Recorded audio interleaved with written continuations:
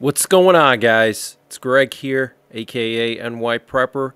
It is Friday, December 6th, 2024, and I have an emergency alert to share with you guys.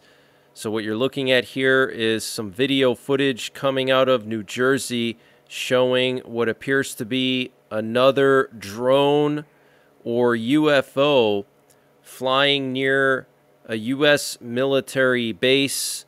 And this video was released on Thursday, December the 5th.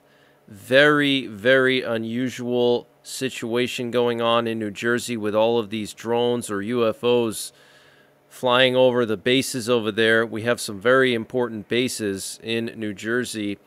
The one base in particular, Fort Dix, is critical for aerial refuelers and airlift missions that are going overseas. They usually stop over in New Jersey before going over the Atlantic, so it's a very important base. And if any of our enemies are spying on us to see what our force posture is, one good way to see is to fly over Fort Dix and see how many refuelers and heavy cargo planes we got sitting on the runway getting ready to go over to Europe. Okay, so this is very concerning, and there is a long history of UFOs flying over military facilities and nuclear power plants. This is nothing new, guys. This has been going on for decades. We also have a lot of U.S. nuclear forces activity going on the last couple of days. What's very interesting is that U.S. nuclear forces have been broadcasting nuclear attack options very late at night here in the United States. And the reason why they would be doing that is because of the time zones in Europe. So they're broadcasting usually between midnight to 4 a.m. Eastern time. A lot of nuclear attack options and nuclear codes and various types of communications on primary nuclear war frequencies, which translates to morning to midday in Europe. Okay, so that means something is brewing in Europe because these nuclear attack options, these nuclear codes are being directed to the European time zone. Okay, now last night we had several U.S. nuclear bombers doing radio checks with Barksdale Air Force Base. One of these bombers had the call sign Doom 82. So these are B-52 nuclear bombers that can carry the AGM-86 air-launched cruise missile, which has a range of 1,500 miles or more. The exact range is classified. Each one of these cruise missiles launched from the B-52 can carry the W-80 thermonuclear warhead, which has a blast yield of 150 kilotons, several times more powerful than the Hiroshima and Nagasaki bombs. And each B-52 can carry 20 of these missiles, and we currently have 46 B-52s officially in our nuclear triad. So do the math, okay? You're talking about hundreds of cruise missiles with nuclear warheads on them that could be used in a nuclear war, but lots of B-52s doing radio checks on the primary U.S. nuclear war frequency, communicating with Barksdale in Shreveport, Louisiana. Okay, Barksdale Air Force Base is the home of U.S. Air Force Global Strike Command, which is basically the main bomber base in the United States. That's the headquarters of the air leg of our nuclear triad, okay? South Korea's Democratic Party says they have received reports of a possible second martial law decree from the president. The South Korean Defense Ministry is saying that the military will not obey any order regarding another martial law, and all of the party's lawmakers are now on emergency standby. South Korean lawmakers are scheduled to convene an emergency meeting this morning. According to the Military Human Rights Center, a civic organization, the South Korean Army has been placed on emergency standby orders effective until December the 8th. While the impeachment vote for the president is formally set for December the 8th, there are efforts underway to advance the vote to December 7th. In light of these developments, all military leave and passes have been canceled.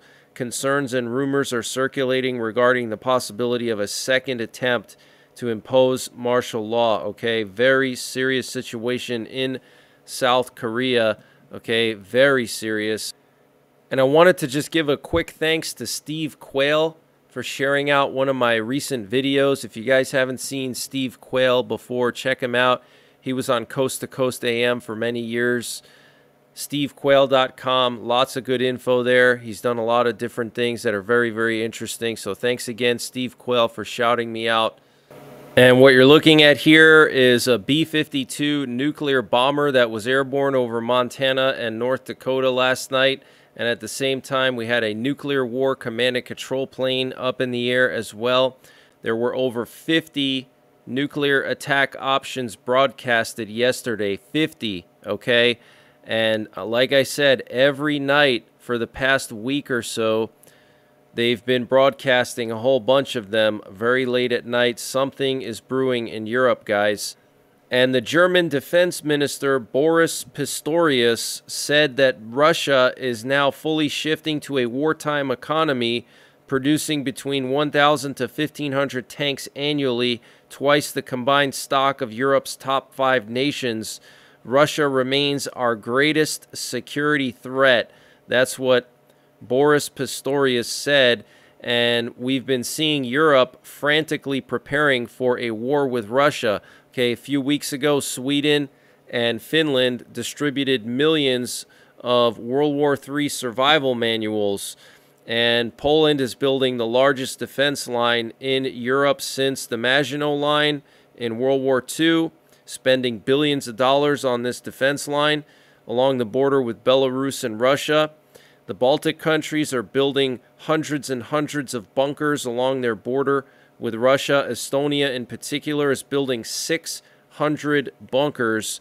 And if you do the math, that's about one bunker for every quarter of a mile. Okay, and these are giant concrete bunkers that troops can hide in to fight back against a Russian invasion. And Poland has also distributed World War III survival manuals. Latvia has done the same thing. Okay, multiple European countries are telling their citizens to prepare for war. We had the NATO top general named Rob Bauer saying that Europe basically needs to prepare for war and that war with Russia is imminent. Okay, very, very serious situation, guys.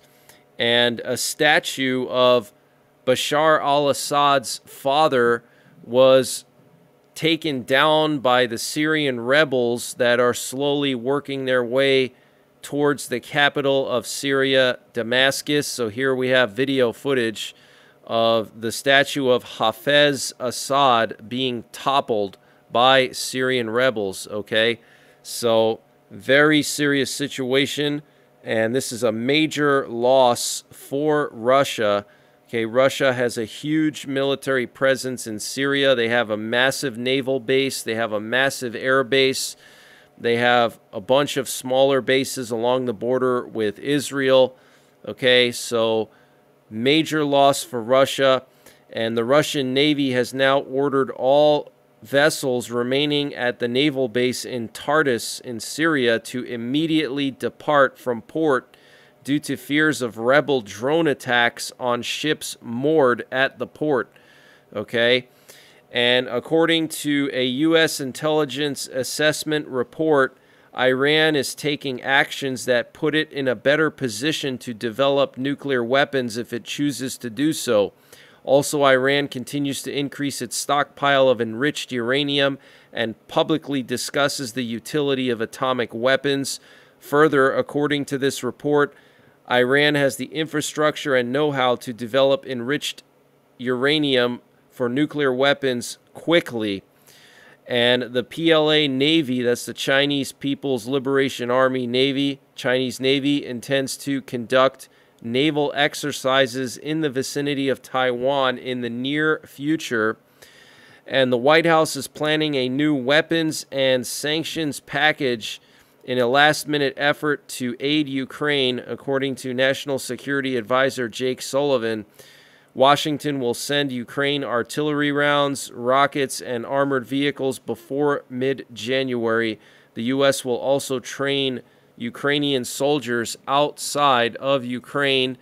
And there was a 7.0 magnitude earthquake off the coast of Northern California, 45 miles west-southwest of Eureka, California. And this caused a tsunami warning yesterday afternoon. And here's an aerial picture of people evacuating from the coastline in Northern California. So it was pretty intense earlier this afternoon. Luckily, thank God, there was no tsunami.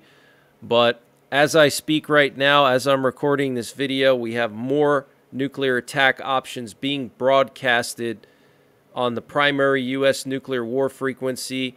And if you want to listen to them, you can go over to my 24/7 live stream. I keep it going all the time. I have my own home radio with a 400-foot antenna, so I can pick up the nuclear forces of the U.S., Russia, and various other countries worldwide. And I have that plugged into the live stream. So I will be back with more updates later today. And it's been deer hunting season here in Pennsylvania. It only happens once a year for a couple of weeks. So I've been very busy hunting with my dad. And so I'm sorry if I haven't been posting as much or if I haven't been in the live streams as much. I'm just trying to maximize my time in the woods and with my dad. So I will be back, though, with more updates later today, and I will be in and out of the 24/7 stream. But you got to tune in late at night to monitor these EAMs, these nuclear attack options that have been broadcasting to Europe. Something is going on, guys. I don't know exactly what it is. So until next time, take care, God bless, and don't forget the 3 Ps. Prepare, practice, and persevere.